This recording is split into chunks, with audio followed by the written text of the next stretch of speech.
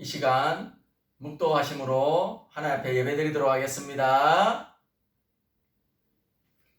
여호와여, 내가 주를 높일 것은 주께서 나를 끌어내사 내 원수로 하여금 나로 말미암아 기뻐하지 못하게 하심이니이다. 여호와 내 하나님이여, 내가 주께 부르짖음에 나를 고치셨나이다. 여호와여, 주께서 내 영혼을 소홀에서 끌어내서 나를 살리사 무덤으로 내려가지 아니하게 하셨나이다. 주의 성도들아, 여호와를 찬송하며 그의 거룩함을 기억하며 감사하라. 그의 노염은 잠깐이요 그의 은총은 평생이로다. 저녁에는 울음이 깃들지라도 아침에는 기쁨이 오리로다. 아멘. 사랑과 은혜가 많으신 하나님 아버지, 오늘도 거룩한 주일을 허락하여 주셔서 하나님 앞에 영상으로 예배드릴 수 있도록 크신 은혜를 베풀어 주심을 진심으로 감사를 드립니다. 오늘 저희들이 드리는 예배를 기쁘게 받아주시고 우리 가운데 주님의 사랑과 은혜가 강물처럼 차고 넘치는 귀한 시간 되게 하여 주시옵소서. 우리를 사랑하시고 우리를 죄에서 구원하여 주신 예수님 이름으로 기도드리옵나이다. 아멘. 하나님 앞에 찬양 올려드리도록 하겠습니다.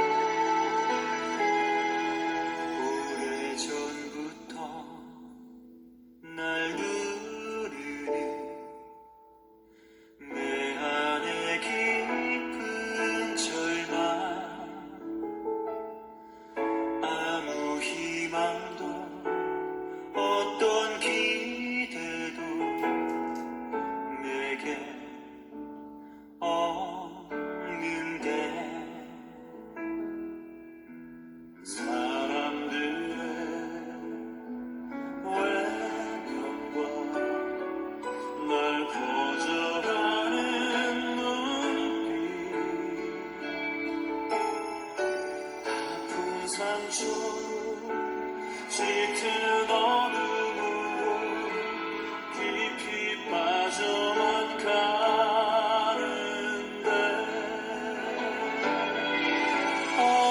어디선가 내게 들리는 하나님 아들 주님의 이야기, 그분이라면 그의 옷자락이라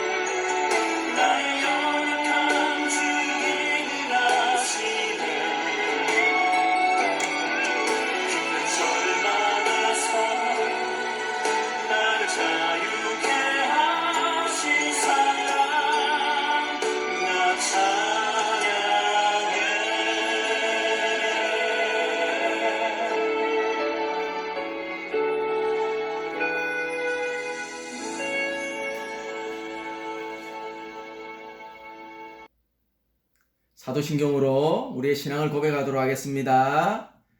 나는 전능하신 아버지 하나님, 천지의 창조주를 믿습니다. 나는 그의 유일하신 아들, 우리 주 예수 그리스도를 믿습니다.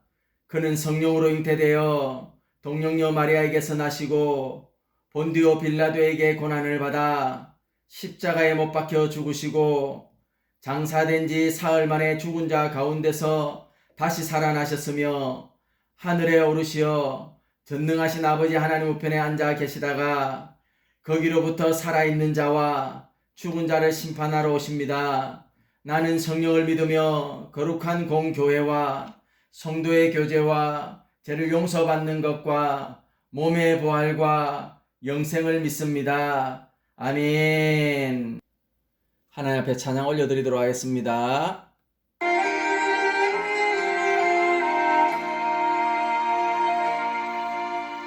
나는 하나님을 예배하는 예배자입니다.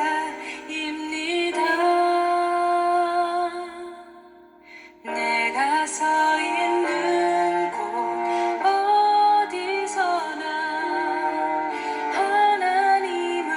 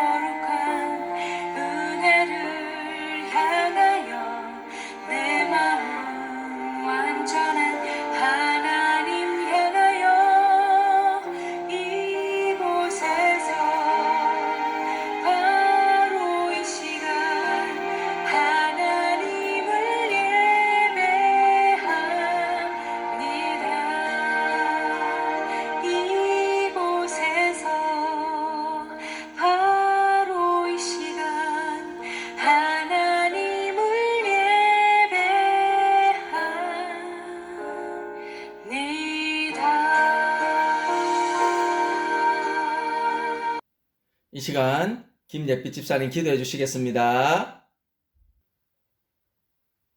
사랑과 은혜가 풍성하신 하나님 아버지, 거룩한 주님의 날 예배를 위해 각 가정에서 온라인 예배를 위해 한 마음으로 모였습니다. 지난 한 주간도 주님의 사랑과 보살핌 속에 평안을 주심을 감사드립니다. 저희의 생각과 모든 것을 다 아시는 주님께 이 시간 회개합니다. 진심으로 저희 죄를 회개하고 용서를 구합니다. 이 회개를 통하여 주님께 더 가까이 다가가고 온전히 맡기는 삶 되길 원합니다. 모든 것을 주관하시는 하나님의 섭리와 사랑을 저희가 깨닫고 순종하길 원합니다. 우리에게 주어진 상황 속에서 눈앞에 처해진 상황만 보지 않게 항상 저희와 함께하여 주시길 기도드립니다. 아직 코로나로 인해 락다운이 진행 중이지만 저희가 담대히 늘 깨어서 항상 말씀과 기도를 잊지 않고 성령님과 항상 동행하기를 기도합니다.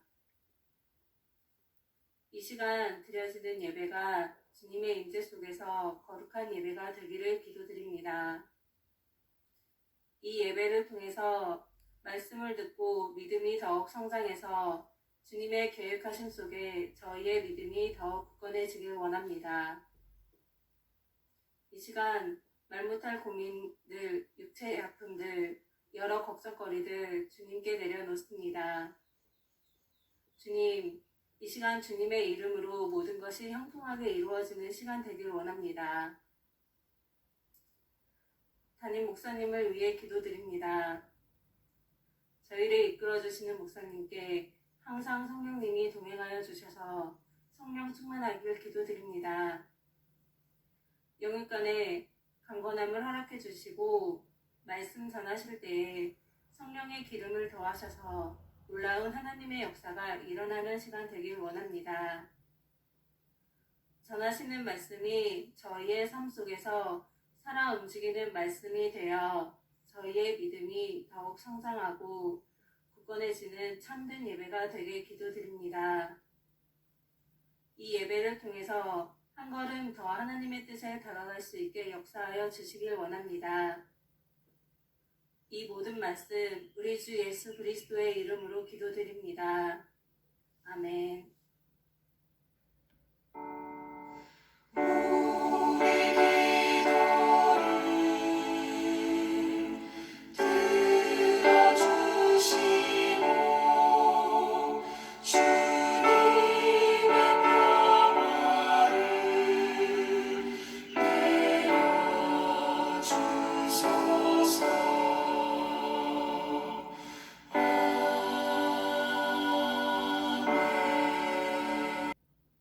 오늘 하나님께서 우리에게 주신 하나님 말씀을 보도록 하겠습니다. 오늘 하나님께서 우리에게 주시는 하나님 말씀은 마태복음 5장 1절에서 12절 말씀입니다. 오늘 하나님께서 우리에게 주시는 하나님의 말씀은 마태복음 5장 1절에서 12절 말씀입니다. 우리가 다 함께 하나님 말씀을 봉독하도록 하겠습니다. 예수께서 무리를 보시고 산에 올라가 앉으시니 제자들이 나아온지라 입을 열어 가르쳐 이르시되 심령이 가난한 자는 복이 있나니 천국이 그들의 것이며 애통하는 자는 복이 있나니 그들이 위로를 받을 것이며 온유한 자는 복이 있나니 그들이 땅을 기업으로 받을 것이며 의에 줄이고 목마른 자는 복이 있나니 그들이 배부를 것이며 긍휼히 여기는 자는 복이 있나니 그들이 긍휼히 여김을 받을 것이며 마음이 청결한 자는 복이 있나니 그들이 하나님을 볼 것이며 화평하게 하는 자는 복이 있나니 그들이 하나님의 아들이라 일컬음을 받을 것이며 의를 위하여 박해를 받는 자는 복이 있나니 천국이 그들의 것임이라. 나로 말미암아 너희를 욕하고 박해하고 거짓으로 너희를 거슬러 모든 악한 말을 할 때에는 너희에게 복이 있나니 기뻐하고 즐거워하라. 하늘에서 너희의 상이 큼이라. 너희 전에 있던 선지자들도 이같이 박해하였느니라. 아멘. 로만 빈센트 필 목사님의 일화입니다. 로만 빈센트 목사님은 뉴욕에서 52년을 목회하신 분이십니다. 이 목사님이 한 번은 기차 여행을 가면서 식당에 있는 열차 칸에서 들어서게 되었습니다. 자리를 잡고 앉았는데 건너편에 한 부부가 앉아 식사를 하고 있었습니다. 그런데 부인이 남편을 향해 끊임없이 불평하는 소리가 건너편에 앉아있는 필 목사님 귓전에 들려오게 되었다고 합니다. 필 목사님을 의식한 듯 부인 곁에 앉아있던 남편이 필 목사님에게 얘기를 건네왔다고 합니다. 선생님, 정말 죄송합니다. 이해를 해주십시오. 제 아내가 본래 직업이 그렇습니다. 정중하게 이해해달라고 죄송하다라고 그렇게 말했습니다.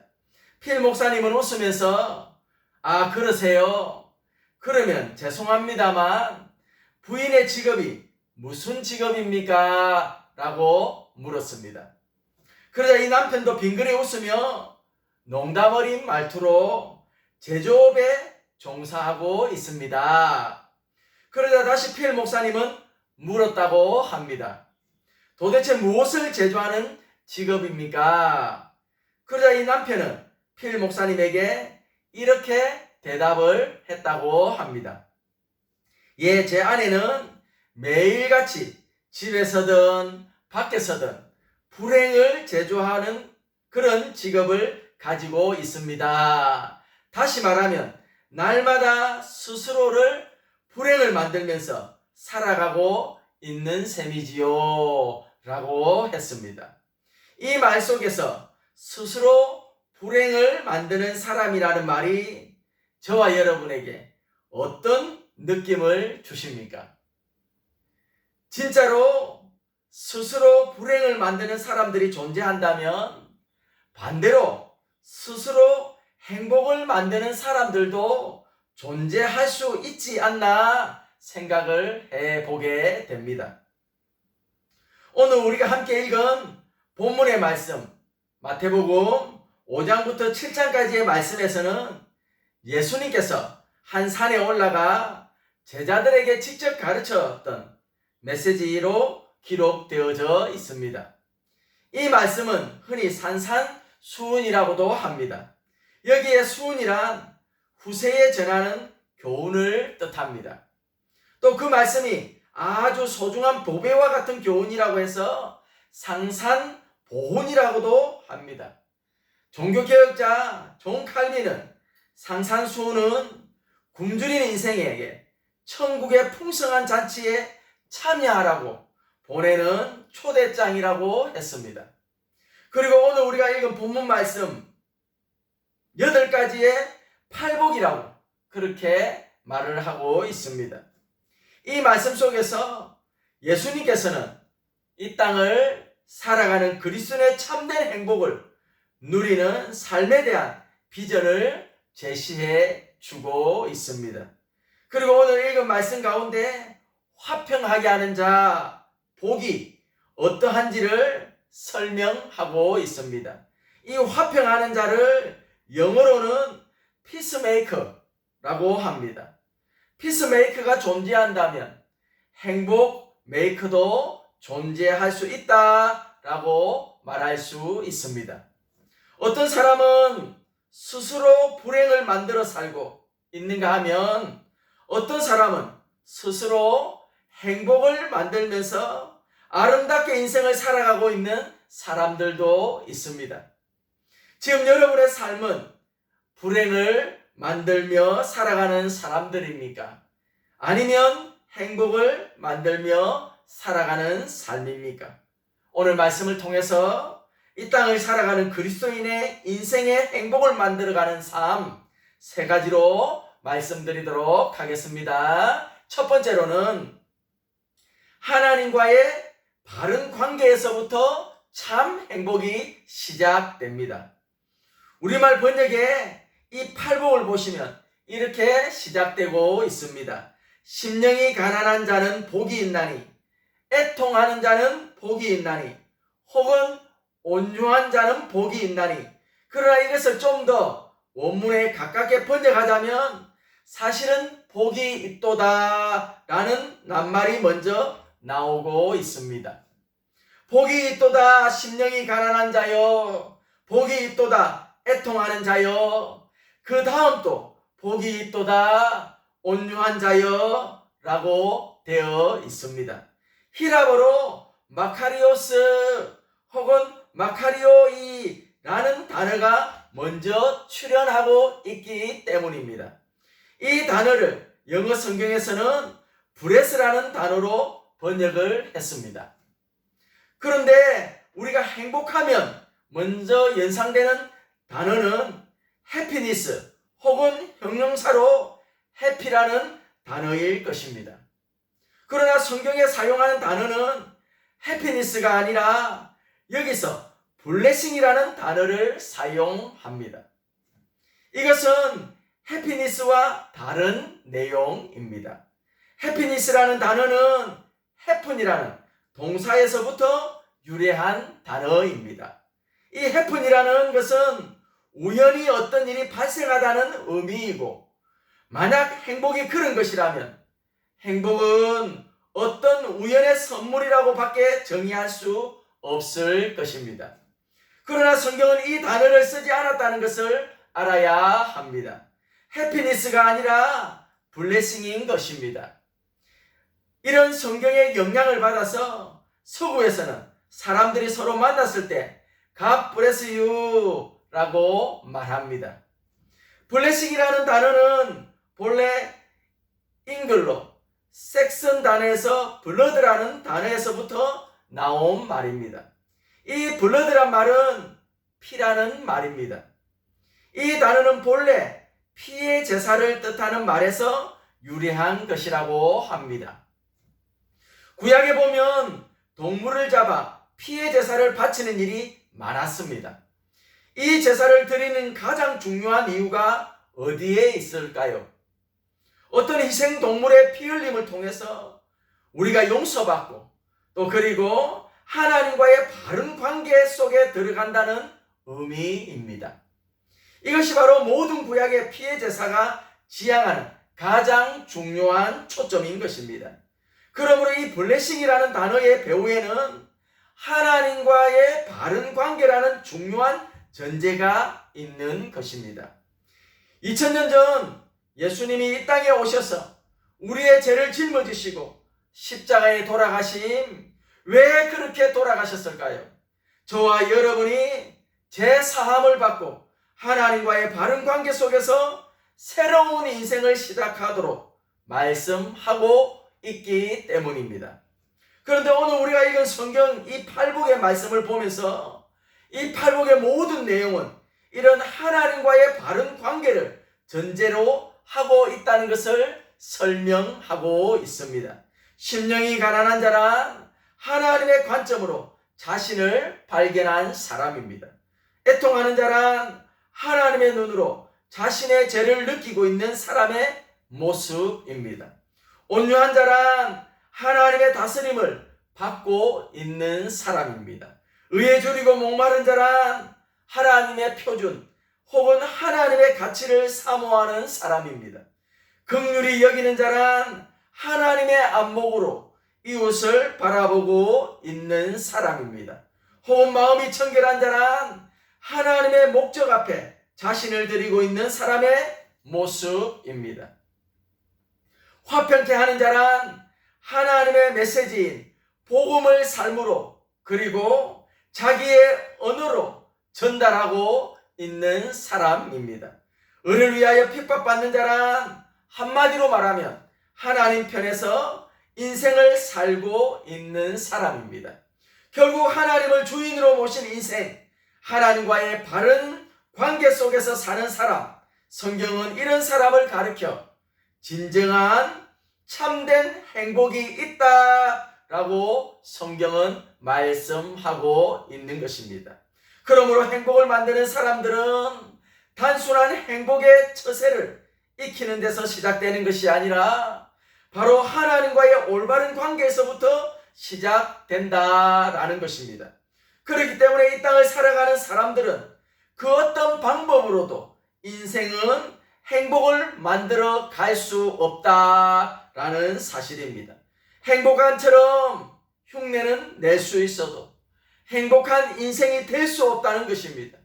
물고기는 물을 떠나서 살 수 없고, 나무는 흙을 떠나서 살 수 없고, 인간은 하나님을 떠나서 살 수 없고, 절대로 하나님을 떠난 인생은 행복할 수 없다라는 사실입니다. 그래서 이 인생 가운데 참된 행복을 갈망하며 참된 인생의 행복을 원하면 하나님과의 바른 관계를 통해서 이루어지고 있음을 성경은 말씀해 주고 있습니다. 두 번째로는 이 땅을 살아가는 그리스도인의 진정한 참 행복은 예수 그리스도를 닮아가는 인생을 목표로 삼는다는 것입니다.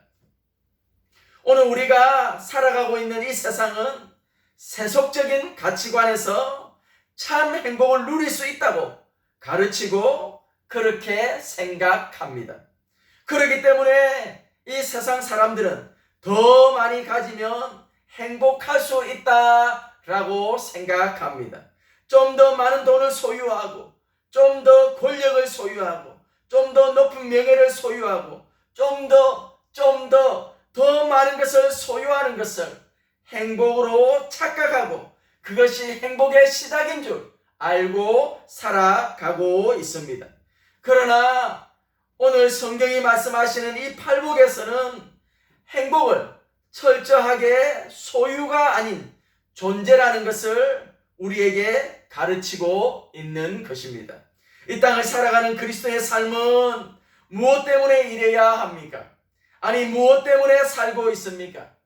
인생의 진정한 목적은 무엇일까 하는 것입니다.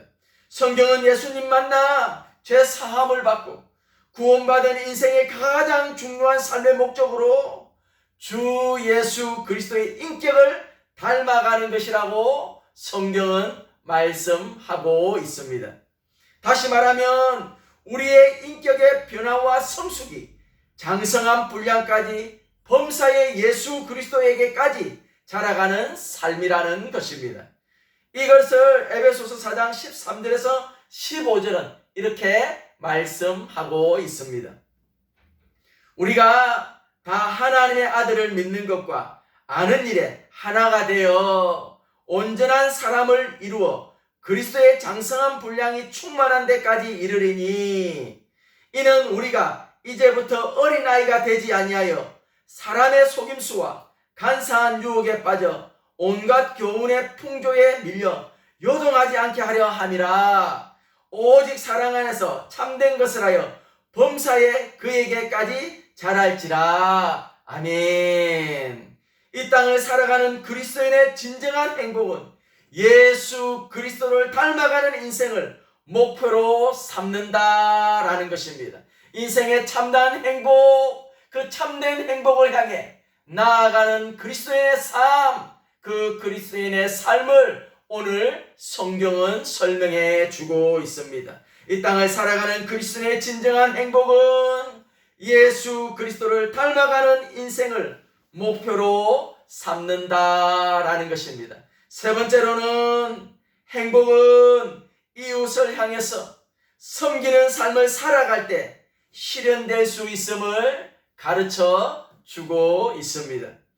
인격의 연단이라든지 성숙은 나 혼자서 성취할 수 없는 목표인 것은 틀림없습니다. 관계 속에서만 우리는 깨어지고 또 다듬어지고 연단되어지고 만들어지면서 비로소 주님이 기대하는 인격의 모습으로 빚어져 가는 것입니다. 그러므로 이 팔복에 등장하는 모든 인격적인 요소들은 나 혼자 성취할 수 있는 것이 아니라 관계 속에서 비로소 성취될 수 있는 인격의 모습인 것입니다. 가난한 심령, 곧 겸손한 인격을 위해서 나는 내 속에 있는 교만을 깨는 작업을 해야 되고, 나는 이웃들과의 관계 속에서 비로소 이 겸손의 인격을 빚어갈 수 있다라는 것입니다. 긍휼의 인격을 생각해 보십시오. 이웃을 불쌍히 여기고 이웃의 약점과 허물을 품어줄 수 있는 긍휼이 여김, 이것은 혼자 이루어지는 것이 아니라는 것입니다.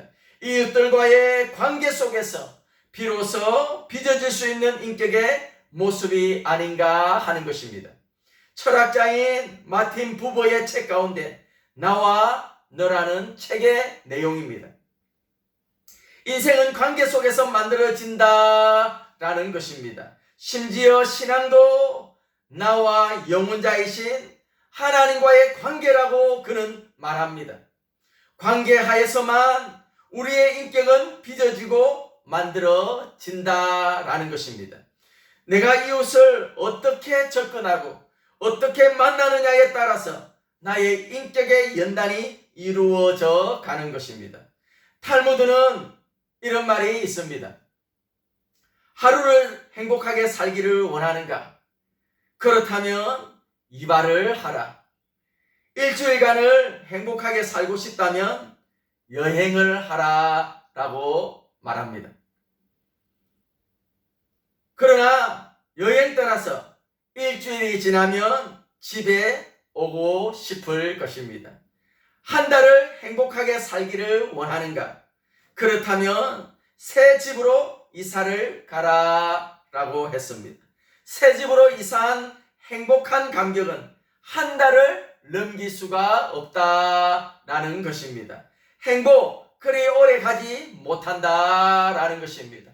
여행을 가도 일주일의 행복으로 끝난다라는 것입니다. 이사를 해도 한 달을 넘기지 못하는 행복감 밖에 되지 않는다는 사실을 말해주고 있는 것입니다.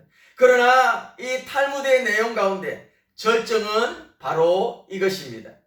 일평생이 행복하기를 원하는가? 이웃을 섬겨봐라 라고 말합니다. 그렇습니다. 일평생을 행복하게 사는 가장 중요한 비결은 이것은 내가 이웃을 품고 이웃을 섬길 때 비로소 가능한 삶이라는 것을 가르치고 있는 것입니다. 이태석 신부를 잘 아실 것입니다. 이태석 신부에 대해서 잠시 말씀을 드리도록 하겠습니다. 그는 의사의 신분으로 2001년 11월 아프리카 수단 남부 톤즈로 선교를 갑니다. 아프리카에서도 가장 오지로 불리는 수단의 남부 톤즈는 오랫동안 수단의 내전으로 폐허가 된 지역이며 주민들은 살 길을 찾아 흩어져 황폐하게 된 지역이었습니다. 이태석 신부는 이곳에서 선교 활동을 펼쳤으며 말라리아와 콜레라로 죽어가는 주민들과 나병 환자들을 치료하기 위해 흑담과 지풀로 지붕을 엮어 병원을 세웠습니다.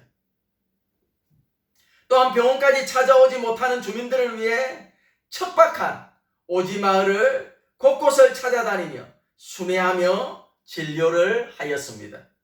그의 병원이 점차 알려지게 되자 많은 환자들이 모여들게 되었고 주민들과 함께 벽돌을 만들어 병원 건물을 직접 지어 확장하게 되었습니다.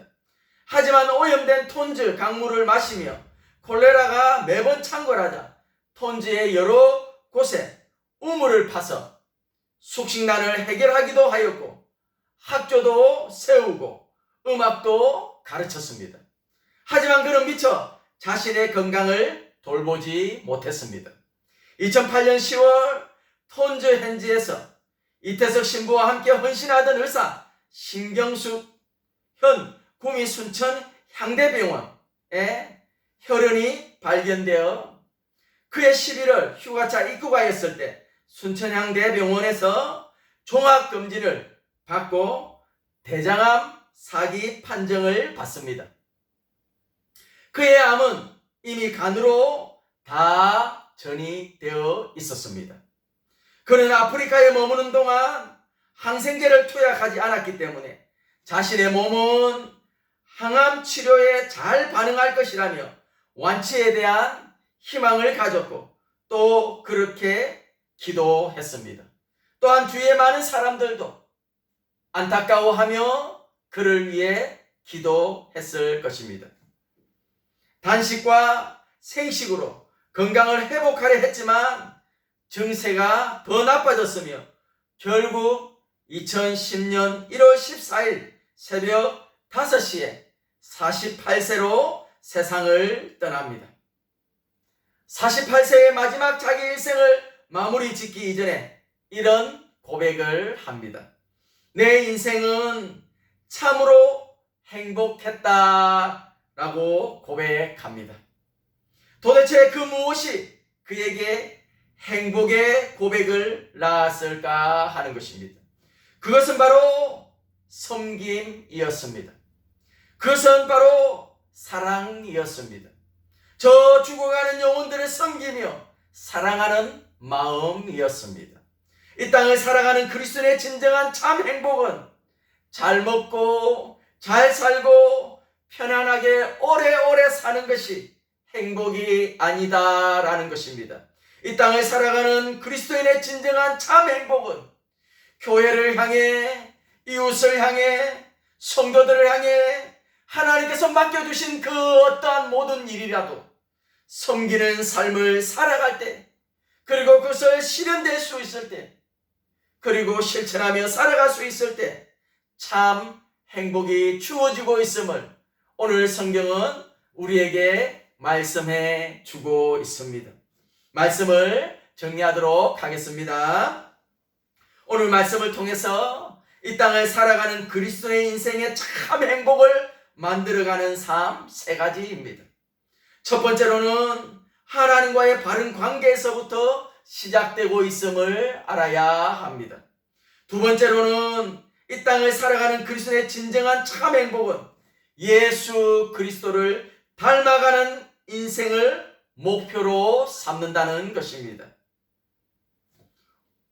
세 번째로는 이 땅을 살아가는 그리스도인의 참 행복은 이웃을 향해서 섬기는 삶을 살아갈 때 실현될 수 있음을 가르쳐 주고 있습니다.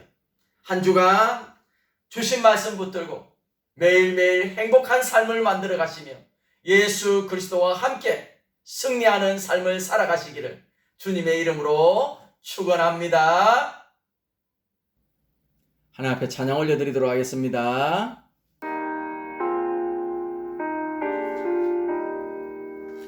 내 주의 도를 정하고 정하다 내 죄를 정죄하신 주 나로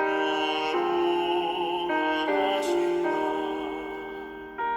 내가 주께로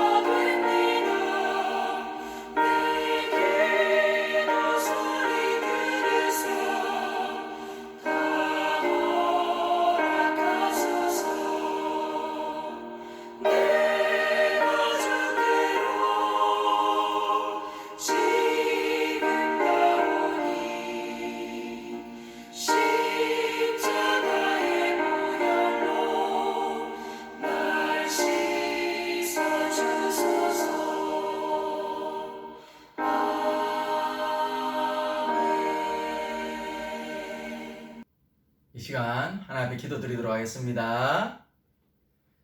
사랑과 은혜가 많으신 하나님 아버지, 오늘도 거룩한 주일을 맞아 하나님께 영상으로 예배드릴 수 있도록 인도하여 주심을 진심으로 감사를 드립니다.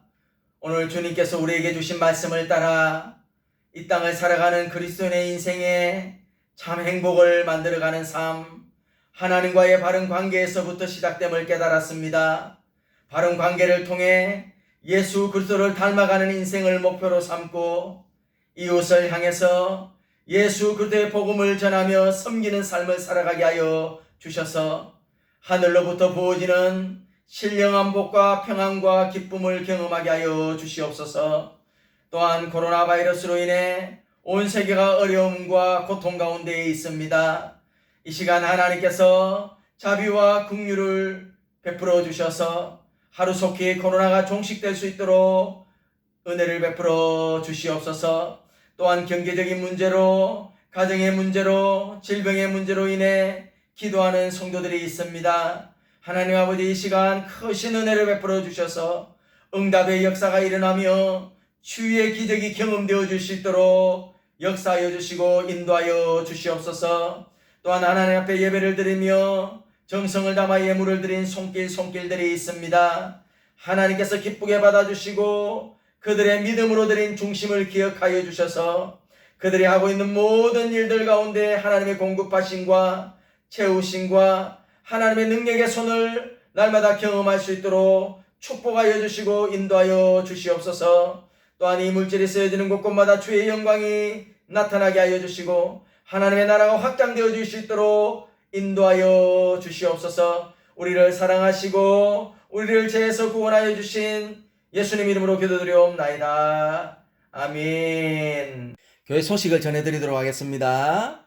가정에서 예배드리시는 형통한교회 성도님들을 예수님 이름으로 사랑하며 축복합니다. 코로나 바이러스로 인해 영상 예배를 드리고 있습니다. 하루속히 함께 모여 예배드릴 수 있도록 기도해 주시기를 바랍니다. 또한 2차 백신을 맞은 사람이 70%가 넘으면 규제가 완화될 것이라는 정부의 발표가 있었습니다. 10월 중순이면 대면 예배가 가능할 것으로 예상하고 있습니다. 이 일을 위해서 계속 기도해 주시기를 바랍니다. 매일 성경 그룹 큐티 나눔이 줌 프로그램으로 있습니다. 주일 오후 1시 30분에 있습니다. 청년부 셀 모임이 주일 오후 1시 30분에 있습니다. 특별 금요 기도회가 줌으로 하나님의 은혜 가운데 잘 진행되고 있습니다. 많은 참석 바랍니다. 매주 금요일 오후 8시입니다. 다음 주 대표 기도는 김주미 집사님이십니다. 감사합니다. 하나님 앞에 찬양 올려드리도록 하겠습니다.